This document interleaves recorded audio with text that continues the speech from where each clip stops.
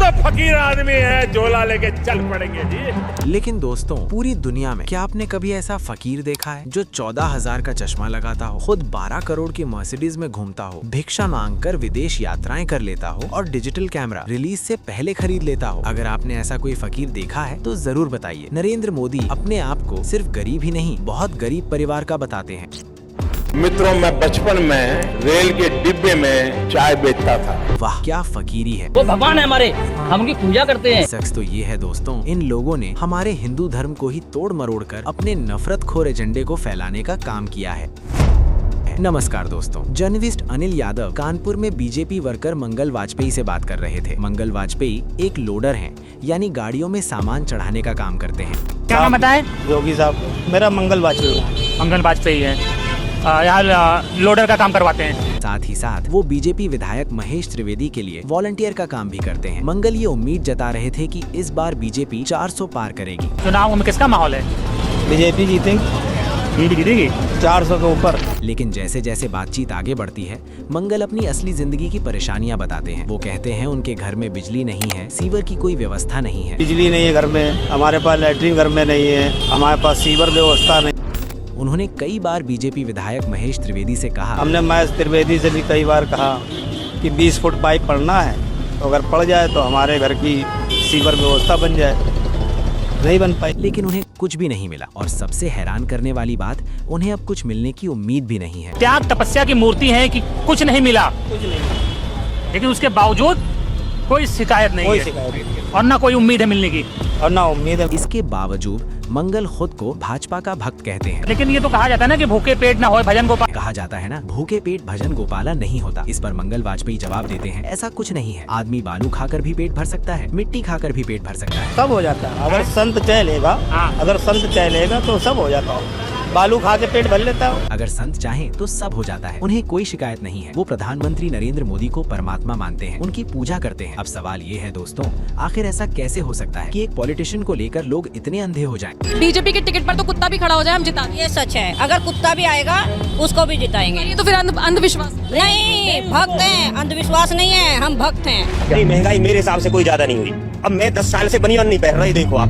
वो भगवान है हमारे, हम उनकी पूजा करते हैं। ध्यान रखिए, मंगल वाजपेयी कोई अकेला मामला नहीं है। दरअसल ये सब हुआ है इमोशनल मैनिपुलेशन और ब्रेन वॉश की वजह से। एक बड़े स्तर पर देश में लोगों का सिस्टमैटिक ब्रेन वॉश किया गया है। और ये ब्रेन वॉश करने वाला सिस्टम 4 डिपार्टमेंट्स पर काम करता है। पहला, लोगों में गर्व और अहंकार भरना कि तुम महान हो क्योंकि तुम हिंदू धर्म में पैदा हुए। दूसरा, तुम्हें विक्टिम बनाना कि सदियों से तुम्हारे पूर्वजों के साथ अन्याय हुआ है। तीसरा, तुम्हारे अंदर डर भरना कि तुम्हें खतरा है उन लोगों से। और चौथा डिपार्टमेंट, नरेंद्र मोदी को मसीहा बनाना कि सिर्फ और सिर्फ नरेंद्र मोदी ही तुम्हें बचा सकते हैं। अब वक्त है इस चौथे डिपार्टमेंट को एक्सपोज करने का। नरेंद्र मोदी की कल्ट ऑफ पर्सनालिटी, कैसे इतनी सारी नाकामियों के बावजूद लोगों को इमोशनली मैनिपुलेट किया जाता है और वे उन्हें भगवान मान बैठते हैं। आइए जानते हैं आज के इस वीडियो में।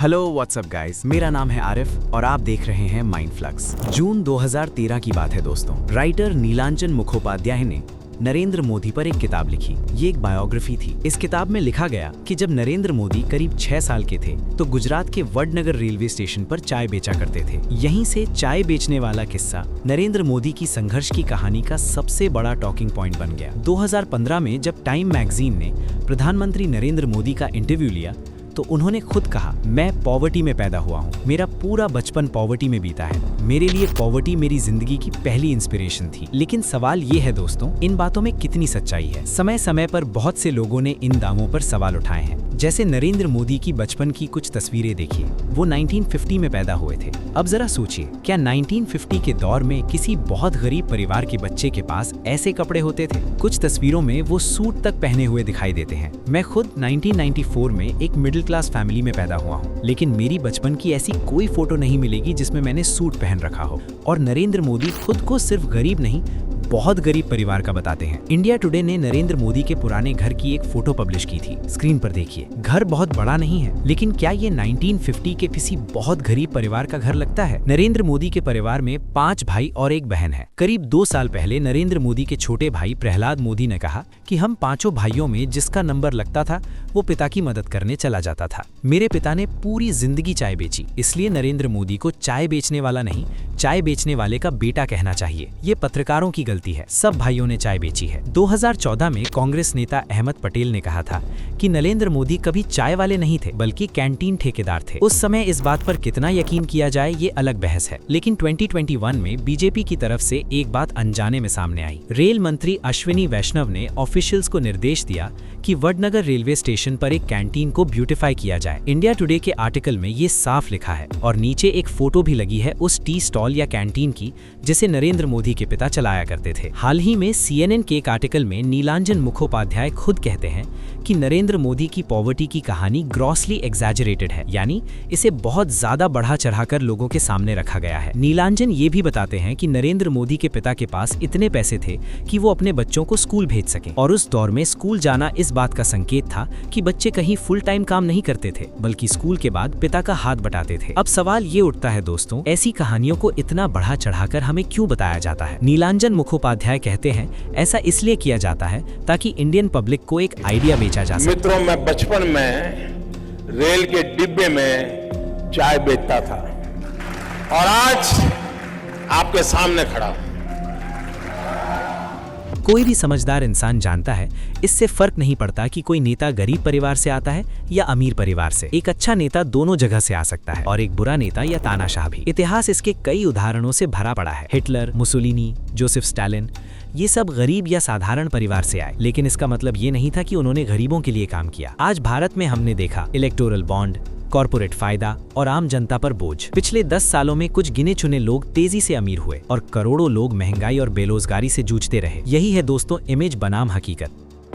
दोस्तों, ये वीडियो किसी व्यक्ति से नफरत करने के लिए नहीं है और ना ही किसी धर्म के खिलाफ है। ये वीडियो सिर्फ सोचने के लिए है, क्योंकि सवाल ये नहीं है कि कोई नेता गरीब था या अमीर। सवाल ये है, क्या आज वो नेता सच में गरीबों के साथ खड़ा है या नहीं? अगर गरीबी सिर्फ इमोशनल कहानी बन जाए और सत्ता में आने के बाद वही गरीबी हमेशा के लिए बनी रहे, तो सवाल पूछना हमारा हक ही नहीं, हमारी जिम्मेदारी बन जाती है। इतिहास हमें ये सिखाता है कि बड़ी बड़ी कहानियां, बड़े बड़े नारे और भावनात्मक भाषण अक्सर सच्चाई को ढकने के लिए इस्तेमाल किए जाते हैं। नेता भगवान नहीं होते, भगवान सवालों से नहीं डरते, लेकिन नेता डरते हैं। और जिस दिन किसी देश में नेताओं से सवाल पूछना गुनाह बन जाए, समझ लीजिए लोकतंत्र खतरे में है। आज देश में गरीब और गरीब होता जा रहा है, युवा बेरोजगार है, महंगाई आम आदमी की कमर तोड़ रही है, लेकिन हमें भावनाओं में उलझाकर असल मुद्दों से दूर रखा जा रहा है। ये वीडियो किसी को गिराने के लिए नहीं, बल्कि सच को देखने की हिम्मत जगाने के लिए है। अब फैसला आपको करना है, आप सिर्फ कहानी पर भरोसा करेंगे या हकीकत पर सवाल भी उठाएंगे? अब आप बताइए, इस पूरी बात पर आपका क्या कहना है? क्या आपको लगता है कि गरीबी की कहानी राजनीति का हथियार बन चुकी है? कमेंट में जरूर बताइए। आपकी राय ही इस चैनल की असली ताकत है। वीडियो अच्छा लगा हो तो लाइक कीजिए, सोचने वाला लगा हो तो शेयर कीजिए, और ऐसे ही तथ्यों वाले वीडियो के लिए माइंड फ्लक्स को फॉलो करना मत भूलिए। तब तक के लिए